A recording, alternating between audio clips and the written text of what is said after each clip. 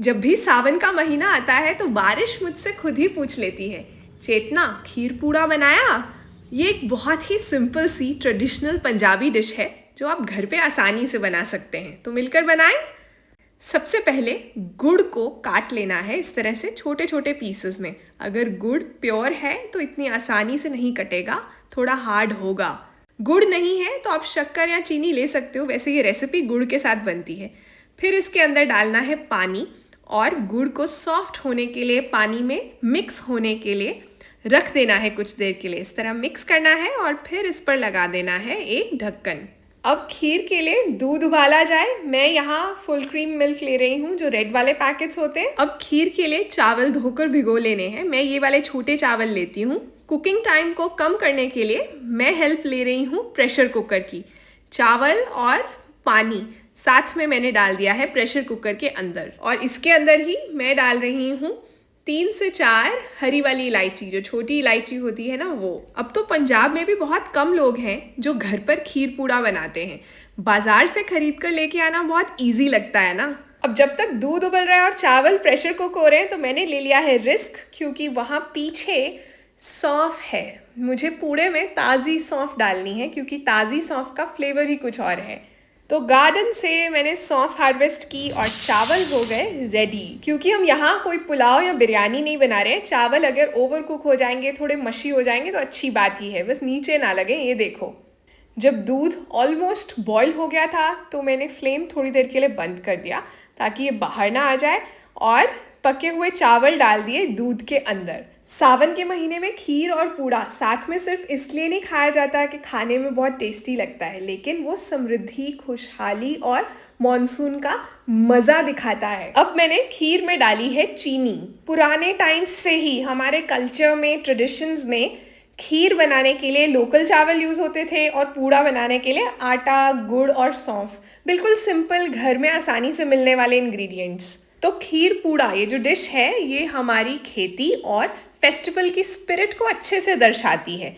अब मैंने केसर डाला है ताकि खीर में वो कलर आ जाए। वैसे ये ऑप्शनल है, लेकिन आप देखोगे कैसे रंग बदल लेगी खीर। जो लोग ट्रेडिशनली खीर बनाते हैं ना, वो घंटों तक दूध को काढ़ते रहते हैं, लेकिन आजकल इतना टाइम कहाँ होता है। तो ये रेसिपी मैं उस हिसाब से बना रही हूँ कि सभी बना पाएँ।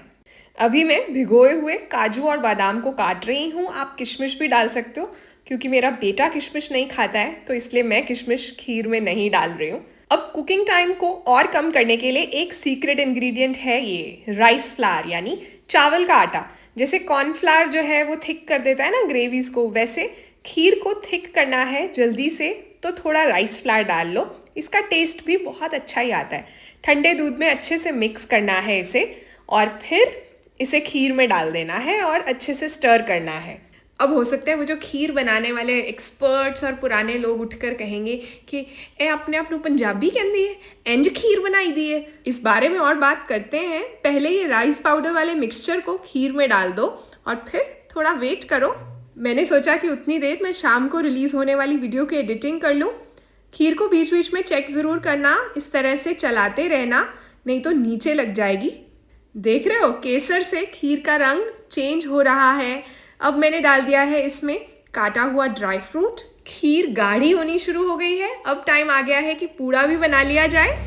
तो पूड़ा बनाने के लिए मैंने लिया है आटा, उसमें डाली है सौंफ, वही फेनल जो गार्डन से हार्वेस्ट की थी ना मैंने, और फिर इसमें डाल देना है वो गुड़ वाला पानी। अच्छे से मिक्स करना है। गाढ़ा लग रहा है, पानी की और ज़रूरत लग रही है तो पानी डालना है।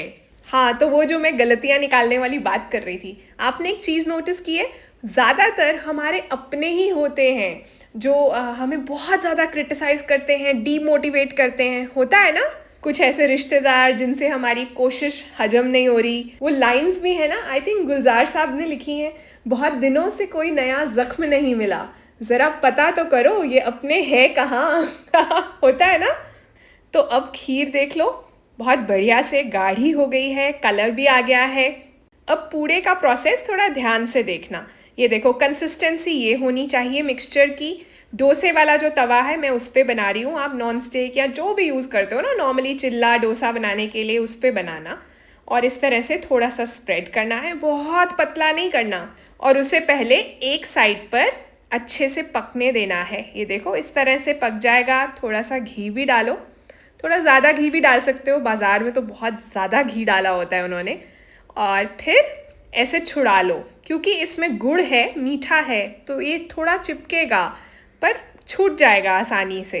दोनों साइड पे अच्छे से पकाना है। कॉन्सेप्ट ये है कि खीर होनी चाहिए ठंडी, चिल्ड, और पूड़ा होना चाहिए गरम और क्रिस्प। गलतियां निकालने वालों से मुझे ये कहना है कि आजकल के बच्चे ट्रेडिशनल डिशेस और चीज़ें ट्राई इसीलिए नहीं कर रहे क्योंकि उन्हें डर रहता है कि आप गलतियां निकालोगे। दूसरी चीज़, आप सही प्रोसेस, सही रेसिपी आपके हिसाब से बताना चाहते हो तो आपको चैनल खोलने से कौन रोक रहा है ना? अब तवा अगर बड़ा है तो आप उस पर 2 या 3 पूड़े भी बना सकते हो, छोटे साइज़ के पूड़े भी बना सकते हो। है ना सिंपल सी डिश, पंजाबी स्टाइल खीर पूड़ा। आप भी ट्राई करो और मुझे कमेंट्स में बताना कि सबको कैसी लगी। जाते जाते कहना चाहती हूँ, जिन्हें अपने अंदर कोई गलती नज़र नहीं आती, उन्हें दूसरों में गलतियों के अलावा और कुछ नज़र ही नहीं आता। इसीलिए गुलजार साहब ने क्या खूब लिखा है, उम्र ज़ाया कर दी लोगों ने औरों में नुक्स निकालते निकालते। इतना खुद को तराशा होता तो फरिश्ते बन जाते। अपना ध्यान रखिए।